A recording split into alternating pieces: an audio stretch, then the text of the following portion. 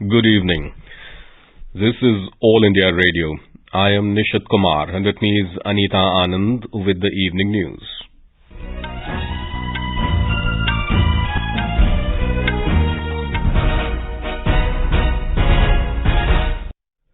The headlines.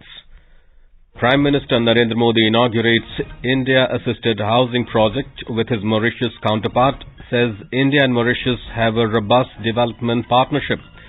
Country is building a society that stands firmly on the foundation of equality and social justice, says the Prime Minister. BJP announces list of 34 candidates for Goa Assembly elections. Congress releases second list of 41 candidates for Uttar Pradesh.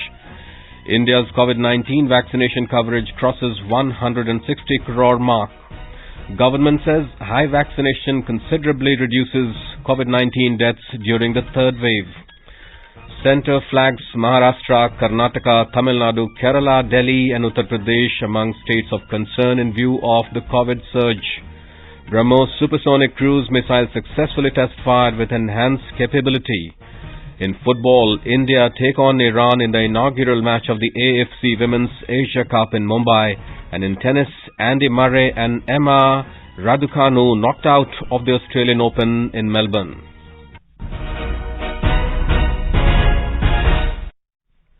As the number of COVID-19 cases is rising fast in several parts of the country, we appeal to our listeners to be vigilant and to get fully vaccinated and help others, including children between 15 and 18 years, to get vaccinated. With the new Omicron variant of coronavirus causing concern, please continue to follow these three simple steps to stay safe. Wear a face mask. Maintain 2 gaz ki duri for social distancing and focus on hand and face hygiene. For any COVID-related information and guidance, contact national helpline numbers 011 23978046 and 1075. And now the news in detail. Prime Minister Narendra Modi and his Mauritius counterpart Pravind Kumar Jugnauth today jointly inaugurated the India-assisted social housing units project in Mauritius through video conferencing. They also launched the Civil Service College and 8-megawatt solar PV farm projects in Mauritius that are being undertaken under India's development support. Speaking on the occasion, Prime Minister Modi said India and Mauritius are united by history, ancestry, culture, language and the shared waters of the Indian Ocean. He said this robust development partnership has today emerged as a key pillar of close ties. Our robust development partnership has emerged as a key pillar of our close ties. Mauritius is a prime example of India's approach to development partnership, which is based on the needs and priorities of our partners. Mr. Modi in his speech said that under India's Vaccine Maitri program, Mauritius was one of the first countries where COVID vaccines were sent. The Prime Minister recalled that during his Mauritius visit in 2015, he had outlined India's maritime cooperation vision of Sagar, that is security and growth for all in the region. During my 2015 visit, that I had outlined India's maritime cooperation vision of Sagar, security and growth for all in the region. I am glad that our bilateral cooperation, including in maritime security, had translated this vision into action. Despite the constraints of COVID, we were able to hand over a Dornier aircraft on lease. Mr. Modi also remembered the stellar contribution of the late Sir Anirudh Jugnauth in strengthening India-Mauritius ties. Speaking at the event, Mauritius Prime Minister Pravind Kumar Jugnauth said that the project launched today will contribute significantly to the development of his country. At the outset, allow me to express my gratitude and that of the people of Mauritius to the government and people of India for the wide-ranging cooperation and technical and financial assistance provided to Mauritius over the years. We are so much delighted that our partnership and friendship have grown to new heights since you have become the Prime Minister of the Republic of India. An agreement on extending a $190 million line of credit from India to Mauritius for the Metro Express project and other infrastructure projects was also exchanged. An MOU on the implementation of small development projects was also exchanged. Prime Minister Narendra Modi today delivered the keynote address at the national launch ceremony of Azadi Ke Amrit Mahotsav se Swarnim Bharat ki Aur through video conferencing. Addressing the gathering, the Prime Minister said the country is witnessing a new India where decisions are new and progressive. He said today they are creating a system in which there is no place for discrimination. Mr. Modi said the country is building a society that stands firmly on the foundation of equality and social justice. He said that people and the nation's dreams are no different and progress of people lies in the progress of the nation. हमारी निजी और राष्ट्रीय सफलताएं अलग अलग नहीं है। राष्ट्र की प्रगति में ही हमारी प्रगति है। हमसे ही राष्ट्र का अस्तित्व है और राष्ट्र से ही हमारा अस्तित्व है। ये भाव, ये बोध नए भारत के निर्माण में हम भारतवासियों की सबसे बड़ी ताकत बन रहा है। आज देश जो कुछ कर रहा है उसमें सबका प्रयास शामिल है। सबका साथ, सबका विकास, सबका विश्वास, आज एक और बात, सबका प्रयास, ये सब देश का मूल मंत्र बन रहा है। The program unveiled year-long initiatives dedicated to Azadi Ka Amrit Mahotsav by the Brahma Kumaris, which include more than 30 campaigns and over 15,000 events. On the occasion today, a song was also released dedicated to Azadi Ka Amrit Mahotsav by Grammy Award winner Ricky Cage. The Prime Minister flagged off 7 initiatives of Brahma Kumaris. Union Culture Minister G. Kishan Reddy, Gujarat Chief Minister Bhupendra Bhai Patel, Rajasthan Chief Minister Ashok Gehlot, Lok Sabha Speaker Om Birla and other dignitaries also participated in the event. The process of filing nominations for the second phase of assembly elections in Uttar Pradesh along with the single phase polling in Goa and Uttarakhand will begin with the issuance of notification tomorrow. Uttar Pradesh is going to polls in 7 phases from 10th of February to 7th of March. The second phase of polling in Uttar Pradesh will take place on 14th February for 55 assembly constituencies. The single phase polling in Goa for 40 seats and in Uttarakhand for 70 seats will also be held on 14th of next month. Meanwhile, the process of filing of nominations for the first phase of assembly elections in Uttar Pradesh will end tomorrow. In this phase, 58 assembly constituencies will go to polls on 10th of February. In the poll-bound Uttar Pradesh and other 4 states, including Goa, Punjab, Uttarakhand and Manipur, the political activities are gaining momentum, with the leaders trying to reach out to party workers and electorate through various means of communication. The BJP today announced a list of 34 candidates for Goa Assembly elections. Goa Chief Minister Pramod Sawant will contest from Sanquellam seat, while Deputy Chief Minister Manohar Ajgaonkar from Margao Assembly constituency in the upcoming state assembly elections. Announcing the name of the candidates, Party General Secretary Arun Singh said the list includes 11 OBC candidates. He added that BJP has fielded 3 ST candidates and 1 ST candidate from general seats in Goa. BJP also released a list of 59 candidates for Uttarakhand Assembly elections. Party leader and Uttarakhand Chief Minister Pushkar Singh Dhami will again contest from his Khatima Assembly constituency. State BJP Chief Madan Kaushik will fight from Haridwar seat. Meanwhile, Congress today released the second list of 41 candidates for the upcoming polls in Uttar Pradesh. 16 women candidates have got tickets in this list. On the other hand, former Samajwadi Party MLA Pramod Gupta and former Congress leader Priyanka Maurya have joined BJP. They were inducted into the party in Lucknow today. India's COVID-19 vaccination coverage has crossed 160 crore and 32 lakh mark today. Union Health Minister said that more than 60 lakh vaccine doses have been administered till 7 p.m. today. More than 68 lakh precaution doses for the identified categories of beneficiaries for COVID vaccination have been administered so far. In a tweet, Health Minister Dr. Mansukh Mandavia said the world's largest vaccination drive is touching new heights under the leadership of Prime Minister Narendra Modi. He asked people to keep following COVID-appropriate behavior even after getting vaccinated. Briefing media in Delhi today, Director General of Indian Council of Medical Research, ICMR, Dr. Balram Bhargava said vaccines have remained beneficial in India. He said high vaccination considerably reduced deaths during the third wave of COVID-19. Vaccines have remained beneficial in India, and Vaccine Tracker, which is an online tracker which gives a week-to-week, shows the benefit of its ability to reduce deaths considerably among vaccinated compared to unvaccinated. So deaths is considerably reduced, and you can see it week by week over the last few months. The current surge in India is not witnessing an increase in severe illness and deaths following high vaccination uptake. Speaking on the occasion on the vaccination status in the country, Union Health Secretary Rajesh Bhushan said that 94% of the total adult population has received the first dose.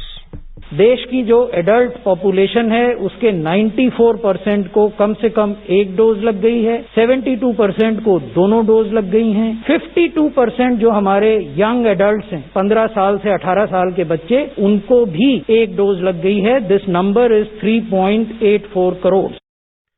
The Health Secretary said that Maharashtra, Karnataka, Tamil Nadu, Kerala, Delhi and Uttar Pradesh are states of concern in view of COVID surge. Mr. Bhushan said Centre is in continuous contact with these states and reviewing the situation. We are reviewing the situation. We have sent central teams to these states, and those central teams have visited various districts and have then briefed the health administration of these states. और जो केंद्र की टीमें गई हैं उन्होंने राज्यों के स्वास्थ्य प्रशासन को आवश्यक दिशा निर्देश और परामर्श भी दिए हैं.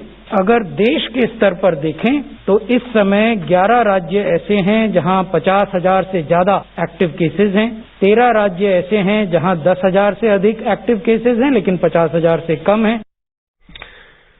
Mr. Bhushan said in the previous surge of COVID-19 on 30th April last year, there were 3,86,000 new cases and around 3,000 deaths. He said today there are 3,17,000 new cases and 380 deaths reported.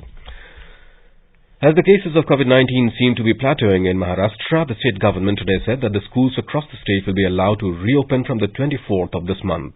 Maharashtra's School Education Minister Varsha Gaikwad said that offline resumption of classes can begin for students from classes 1 to 12 and also for pre-primary students subject to the permission by concerned district authorities. More from our correspondent. In a media interaction today, the School Education Minister said the decision to reopen schools has been taken following deliberations with the Pediatric Task Force, parents, teachers, district collectors and education experts. Mrs. Varsha Gaikwad said the consent of parents will be a must to attend physical classes. Stating that health and safety of students continues to remain top priority, Mrs. Gaikwad said the decision to restart schools has been left entirely to the district administration. She added that local authorities can decide to begin offline classes considering the ground situation and willingness of parents. While detailed orders are yet to be published, the government has said that vaccination of students needs to be ramped up to ensure safe resumption of schools. Meanwhile, a decision to reopen colleges and universities is also likely in the next few days. Nisha Rani, AIR News, Mumbai. The Delhi government has capped the maximum price for the RT-PCR COVID-19 tests at private laboratories at 300 rupees. The maximum price for RT-PCR samples collected from home will be 500 rupees. Rapid antigen tests will be done at 100 rupees. Bihar government has taken the decision to extend night curfew till 6th of next month in view of the spurt in the COVID-19 cases in the state. This decision was taken at the Crisis Management Group meeting headed by Chief Minister Nitish Kumar. Night curfew in the state is effective from 10 p.m. to 5 a.m. You're listening to the evening news on All India Radio. A reminder of the headlines before we move on. Prime Minister Narendra Modi inaugurates India-assisted housing project with his Mauritius counterpart, says India and Mauritius have a robust development partnership. Country is building a society that stands firmly on the foundation of equality and social justice, says Prime Minister. BJP announces list of 34 candidates for Goa Assembly elections. Congress releases second list of 41 candidates for Uttar Pradesh. India's COVID-19 vaccination coverage crosses 160 crore mark. Government says high vaccination considerably reduces COVID-19 deaths during the third wave. Centre flags Maharashtra, Karnataka, Tamil Nadu, Kerala, Delhi and Uttar Pradesh among states of concern in view of COVID surge. BrahMos supersonic cruise missile successfully test fired with enhanced capability. In football, India take on Iran in the inaugural match of the AFC Women's Asia Cup in Mumbai. And in tennis, Andy Murray and Emma Raducanu knocked out of the Australian Open in Melbourne. For quick news updates round the clock, follow us on our Twitter handle @AIR News Alerts. चलो मिलकर एक शुरुआत करें, चलो एक फैसला आज करें, मास्क नहीं तो टोकेंगे, कोरोना को रोकेंगे, चलो एक इरादा करते हैं, चलो कुछ वादा करते हैं, मास्क नहीं तो टोकेंगे, कोरोना को रोकेंगे। अपने बिजनेस को बढ़ाने के लिए लीजिए आकाशवाणी का सहयोग और दीजिए उसे बुलंदियों के पंख। आपका बिजनेस लोकल है या राष्ट्रीय, आकाशवाणी देती है उपभोक्ताओं तक पहुंचने का हर विकल्प। और अब तो आप घर, दफ्तर या दुकान पर बैठे बैठे कर सकते हैं आकाशवाणी के किसी भी केंद्र के लिए विज्ञापनों की बुकिंग। आकाशवाणी के विभिन्न चैनलों पर विज्ञापन देना सुलभ और सस्ता। बुकिंग है तो संपर्क करें 8700014242 पर। 8700014242। Welcome back. You are tuned to the evening news on All India Radio. BrahMos supersonic cruise missile with increased indigenous content and improved performance was successfully test-fired from the integrated test range Chandipur off the coast of Odisha this morning. The launch was conducted by BrahMos Aerospace in close coordination with the teams of Defence Research and Development Organisation. In this textbook flight, the missile followed the predicted trajectory, meeting all mission objectives. The flight test is a major milestone in the way forward for BrahMos program. The missile was equipped with the advanced indigenous technologies and followed a modified optimal trajectory for enhanced efficiency and improved performance. Raksha Mantri Rajnath Singh has complimented the BrahMos DRDO teams and industry for the successful flight test. A 17-year-old boy was allegedly abducted by China's People's Liberation Army PLA on the 18th of this month from Lungta Jor area under Shiungla area of Bishing village of Upper Siang district in Arunachal Pradesh. The boy from Arunachal Pradesh was on a hunting expedition with his friend in the forest. The friend is reported to have escaped the Chinese army. Arunachal East Member of Parliament Tapir Gao in a social media post has requested the Ministry of External Affairs and Home Ministry, Government of India to help in the early release of the youth. The Indian Army in a tweet has said that the contacts have been made with the Chinese counterpart through hotline over the report of the alleged abduction. It said the assistance has been sought from PLA to locate and return the boy as per protocol. Karnataka Minister for Electronics, IT, BT and Higher Education, Dr. C.N. Aswatha Narayana, launched the AVGC Centre for Excellence in Bengaluru today.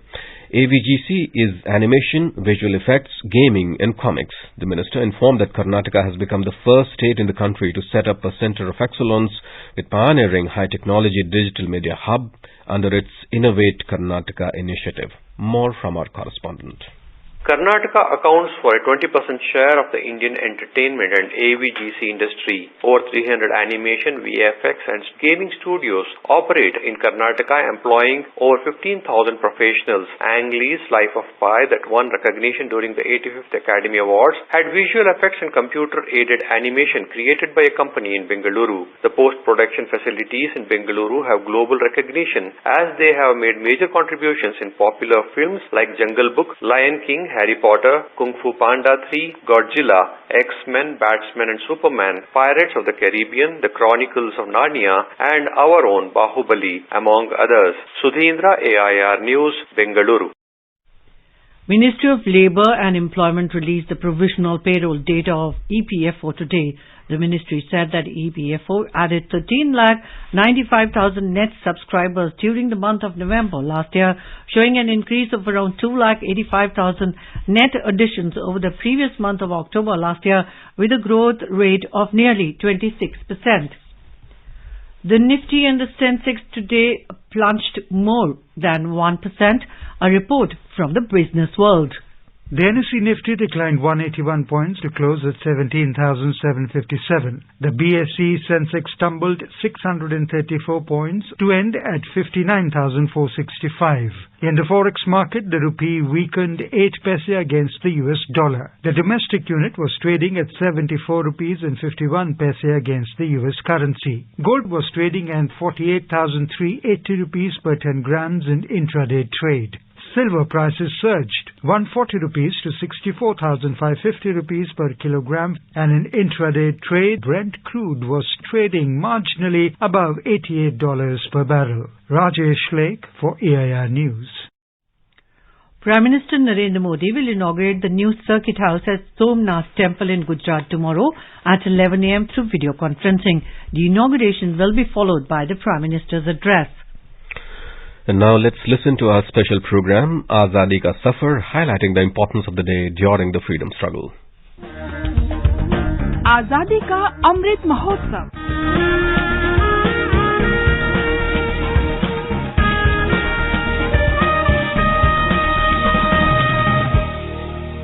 Azadi Ka Safar with AIR News, Birth of a Nation. India's glorious freedom struggle is one of the greatest struggles the modern world has ever witnessed. AIR News brings you a glimpse of the struggle every day.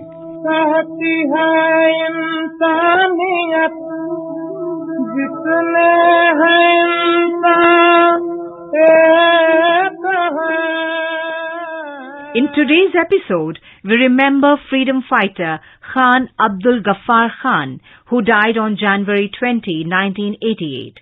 An advocate for Hindu-Muslim unity, he was a prominent follower of Mahatma Gandhi and was also known as Frontier Gandhi.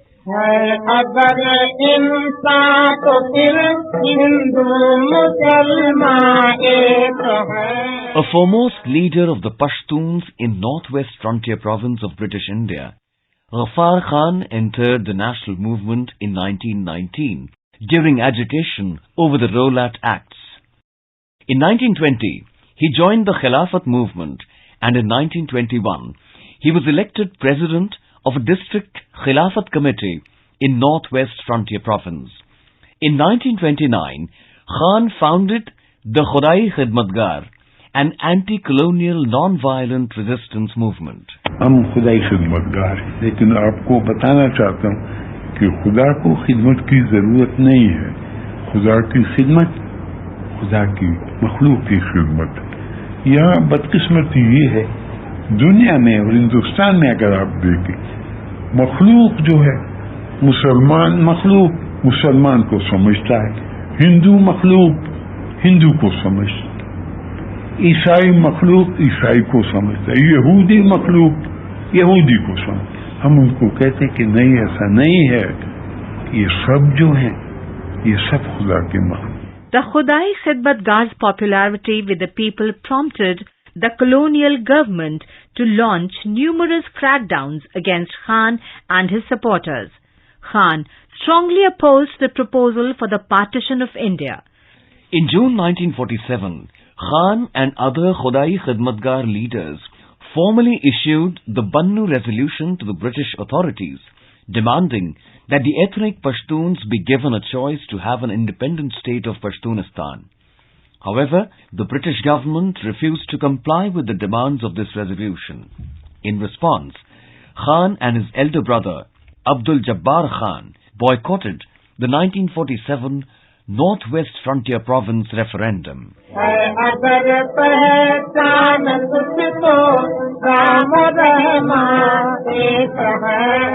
In 1987, Khan was awarded the Bharat Ratna. He was the first non-Indian to receive this honor. We salute the great nationalist.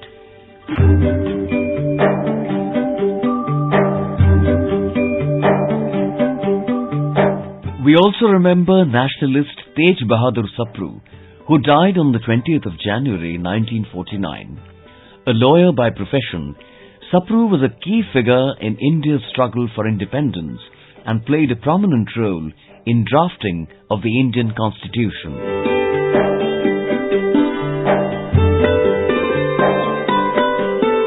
It was Tej Bahadur Sapru who helped to bring about the Gandhi-Irwin Pact in 1931. In September 1932, Gandhiji began his fast against the communal award, facilitating separate electorate for depressed classes. Tej Bahadur Sapru was also in part responsible for the Pune Pact, modifying the communal award, after which Gandhiji ended his fast.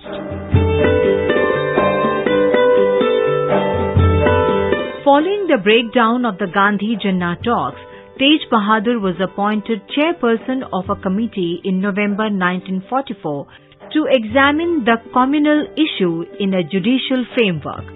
Sapru selected 29 committee members, representative of all communal groups, and submitted proposals to the Viceroy, Lord Wavell, in an attempt to break the political deadlock.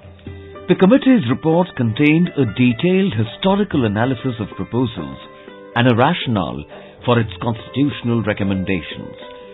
On the critical question of partition, the Sapru committee made a plea to avert the creation of Pakistan. Sapru was also a member of the Defence Committee in the 1945 trials of Indian National Army officers for treason. He played a key moderating role throughout the constitutional debates. Tej Bahadur Sapru died on January 20th, 1949. We salute the great nationalist. That brings us to the end of this episode of Azadi Ka Safar with AIR News.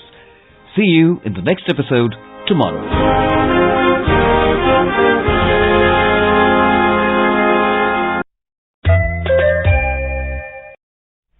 Best wishes to all consumers for Azadi Ka Amrit Mahotsav. Hallmark ensures purity of gold. Always purchase Hallmark gold jewelry. For any consumer-related complaints, please contact the National Consumer Helpline's toll-free number 14404. Issued in public interest by the Department of Consumer Affairs, Government of India. Jago Grahak Jago. In our bilingual live phone-in program, Corona Jagrukta series, Dr. Rupali Malik of Safdarjung Hospital, New Delhi, will be with us tonight to answer the queries related to coronavirus. This live program can be heard on FM Gold channel and additional frequencies from 9:30 p.m. onwards. In the Australian Open, British tennis stars Andy Murray and Emma Raducanu were knocked out of the tournament today after losing their respective second-round matches. The former world number one Murray lost to 120th ranked Taro Daniel of Japan in men's singles, while US Open champion Raducanu was defeated by Danka Kovinic in women's singles. Garbine Muguruza, Annette Kontaveit and Diego Schwartzman also made early exit. Meanwhile, Daniil Medvedev, Stefanos Tsitsipas and Andrei Rublev have advanced to the third round of men's singles. And in badminton, two-time Olympic medalist PV Sindhu and HS Prannoy progressed to the quarterfinals of the Syed Modi International Tournament in Lucknow. Sindhu, a former world champion, will take on 6th seed Thai shuttler Supernida Katejong in the last 8-stage. Prannoy, a former top 10 player, will clash with France's Arnaud Merkel in the quarterfinals. In football, the 20th edition of the AFC Women's Asian Cup kicked off in Mumbai today. The inaugural match between India and tournament debutant Iran is underway at D.Y. Patel Stadium, and when reports last came in, the match was goalless. And now let us take a look at the weather forecast for tomorrow. The national capital Delhi will have generally cloudy sky with light rain or drizzle. In Mumbai, the minimum temperature will be 16, while the maximum will be around 29 degrees. In Chennai, the temperature will vary between 21 and 29 degrees Celsius. Kolkata will have generally cloudy sky with light rain. Srinagar and Jammu will also have generally cloudy sky with light rain. Leh is likely to have light snow. Gilgit will have generally cloudy sky with possibility of rain or thunderstorm or dust storm. Guwahati and Imphal will have generally cloudy sky with a few spells of rain or thunder shower. Shillong, Aizawl, Kohima and Itanagar will have fog, generally cloudy sky with 1 or 2 spells of rain or thunder showers. And now, before we end the bulletin, the headlines once again. Prime Minister Narendra Modi inaugurates India-assisted housing project with his Mauritius counterpart, says India and Mauritius have a robust development partnership. Country is building a society that stands firmly on the foundation of equality and social justice, says the Prime Minister. BJP announces list of 34 candidates for Goa Assembly elections. Congress releases second list of 41 candidates for Uttar Pradesh. India's COVID-19 vaccination coverage crosses 160 crore mark. Government says high vaccination considerably reduces COVID-19 deaths during the third wave. Centre flags Maharashtra, Karnataka, Tamil Nadu, Kerala, Delhi and Uttar Pradesh among states of concern in view of COVID surge. BrahMos supersonic cruise missile successfully test-fired with enhanced capability.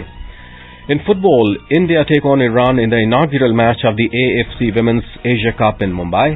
And in tennis, Andy Murray and Emma Raducanu knocked out of the Australian Open in Melbourne. For details of these stories and more, log on to our website newsonair.gov.in and News on AIR app. And with that, we end the evening news. Good night.